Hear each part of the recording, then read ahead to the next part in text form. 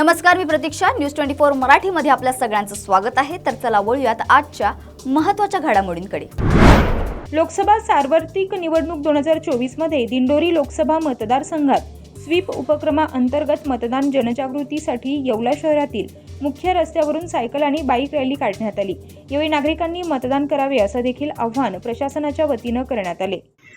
20 मे रोजी दिंडोरी लोकसभा मतदारसंघाचं मतदान आहे.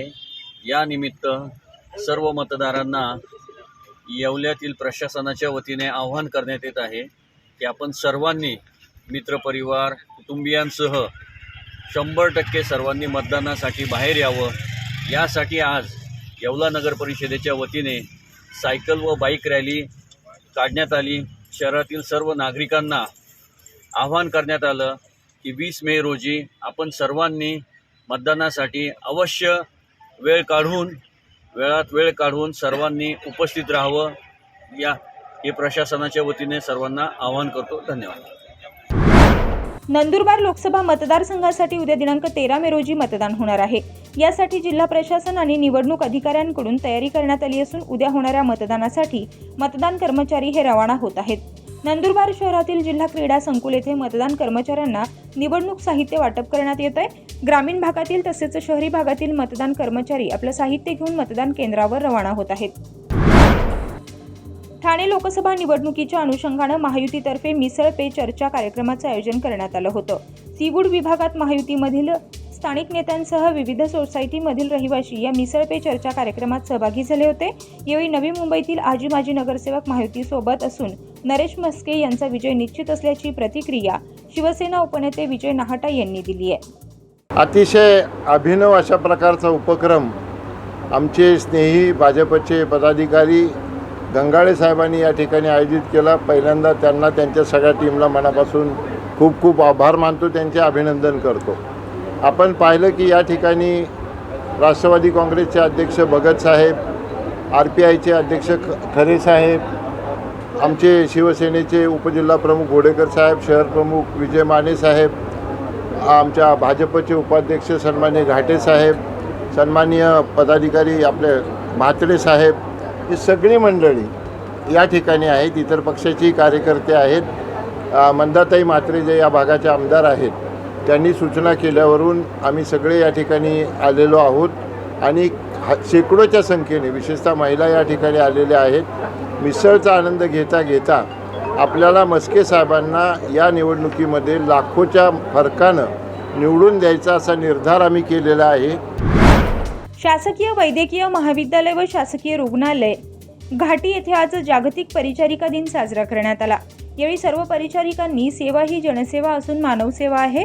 आम्ही यामध्ये कुठेही करणार नाही. आम्ही सतत करत राहू अशी सेवा शपथ घेतली आहे. या परिचारिका दिनानिमित्त विविध कार्यक्रमांचं आयोजन करण्यात आलं होतं.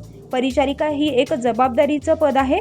परिचारिकांच्या हातून खरी मानव सेवा घडत असते अशी प्रतिक्रिया शासकीय वैद्यकीय महाविद्यालय व रुग्णालय अधिष्ठाता शिवाजी सुरके यांनी यावेळी दिली आहे.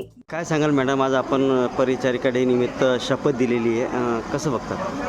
सुरुवातीला मी सर्वांना जागतिक परिचारिका दिनाच्या हार्दिक शुभेच्छा देते. असं म्हणतात की मानवी जीवनात आरोग्याला फार महत्त्वाचं स्थान आहे. आरोग्य उत्तम तर सर्वच उत्तम. आणि राहण्यासाठी एक डॉक्टर आणि नर्सेस हे दोन महत्त्वाचे घटक आहेत आणि त्यांच्यामुळे आपलं आरोग्य चांगलं राहतं. आपली देखभाल त्यांच्यामुळे होते आणि सध्या आपलं नर्सिंग हे फार विकसित होत चाललेलं आहे. दिवसेंदिवस नर्सिंग प्रोफेशनचा दर्जा हा खूप सुधारत आहे. ती आपल्यासाठी फार अभिमानाची गोष्ट आहे. नवनवीन तंत्रज्ञान, शैक्षणिक सोयी सुविधा उपलब्ध होत आहेत, रिसर्च होत आहेत. जागतिक पातळीवर सुद्धा नर्सिंग प्रोफेशन हे महत्त्वाची व जबाबदारीची भूमिका बजावत आहे आणि ती क्षमता, पात्रता व योग्यता या नर्सिंगमध्ये आहे व ती आपण या माध्यमातून दाखवून देत आहोत. म्हणूनच दरवर्षी 12 मे हा जागतिक परिचारिका दिन म्हणून साजरा केला जातो. रावेर लोकसभा मतदारसंघात उद्या 1982 मतदान केंद्रांवर मतदान प्रक्रिया पार पडणार असून याच पार्श्वभूमीवर मतदान केंद्रांवर नियुक्त करण्यात आलेल्या कर्मचाऱ्यांना आज ईव्हीएम आणि मतदान साहित्यांचं वाटप करण्यात येत आहे. रावेर लोकसभा मतदारसंघात एकूण 18,11,951 मतदार असून यात 9,70,054 पुरुष तर 8,74,843 महिला तसेच 54 तृतीयपंथी उद्या आपला मतदानाचा हक्क बजावणार आहेत. उद्या 13 तारीख मे 2024 सकाळी 7 वाजेपासून संध्याकाळी 6 वाजेपर्यंत मतदानाचे दिवस आहे. आपले मतदान केंद्र अगदी घरच्या जवळ आहे. मतदार यादीमध्ये नाव कुठे आहे ते आपण शोधायला electoralsearch.eci.in वर जाऊन आपण मतदार यादीमध्ये नाव शोधू शकतात. मतदार ओळखपत्र अगर आपल्याकडे मिळत नसेल तर आपण कुठलेही शासकीय डॉक्युमेंटला घेऊन आधार कार्ड, बँकचं पासबुक, पासपोर्ट इतर गोष्टीला घेऊन आपण मतदानासाठी जाऊ शकतो. मतदानासाठी जाताना आपण सहकुटुंब जावं. मतदार केंद्रावर गेल्यानंतर आपल्याला व्हीलचेअरची सुविधा मिळणार. ऊन लागू नये म्हणून म्हणजे सावलीसाठी आपण टेंट लावलेला आहे. त्या ठिकाणी कूलरची सुविधा आहे. लहान मुलांसाठी आपण बालवाडीची सुविधा करून दिलेली आहे. आरोग्य केंद्राची सुविधा करून देतो आहे. माझी आपल्या सर्वांना विनंती आहे की उद्याच्या दिवशी नक्की आपण सहकुटुंब जाऊन मतदान करून या. यदि आपले घरचे काही लोक गाव सोडून बाहेर गेलेले असेल तर आपण नक्की त्यांना परत बोलून घ्या आणि मतदान करा. 11 तास मतदानाची वेळ आहे. त्याच्यामध्ये आपल्याला फक्त 15 ते 20 मिनिट लागणार आहे. मतदान करायला उद्या नक्की जावा. 13 मे 2024 सकाळी 7 ते 6. अवकाळी पावसानं पाचोरा तालुक्यातील खडकदेवडा खुर्द परिसरात विजांच्या कडकडाटासह जोरदार हजेरी लावली. त्यामुळे उकाड्यानं हैराण झालेल्या नागरिकांना काहीसा दिलासा मिळालाय. रात्रीच्या सुमारास जोरदार वारा व विजांच्या कडकडाटात पावसात सुरुवात झाली आहे. त्यामुळे शेतकऱ्यांच्या मालाचं मोठ्या प्रमाणात नुकसान झालंय. पावसामुळे वातावरणात गारवा निर्माण झाला. उकाड्यानं हैराण झालेल्या नागरिकांना काहीसा दिलासा मिळालाय. आबाडी राहणार खडकदेवळा तालुका पाचोरा जिल्हा जळगाव. आम्ही हे पीक ज्वारी आणि बाजरी पेरलेले पीक 2.5 ते 3 महिने आम्ही मेहनत घेतली, पाणी भरले आणि शनिवारी रात्री 2-2:30 वाजता पाऊस झाला.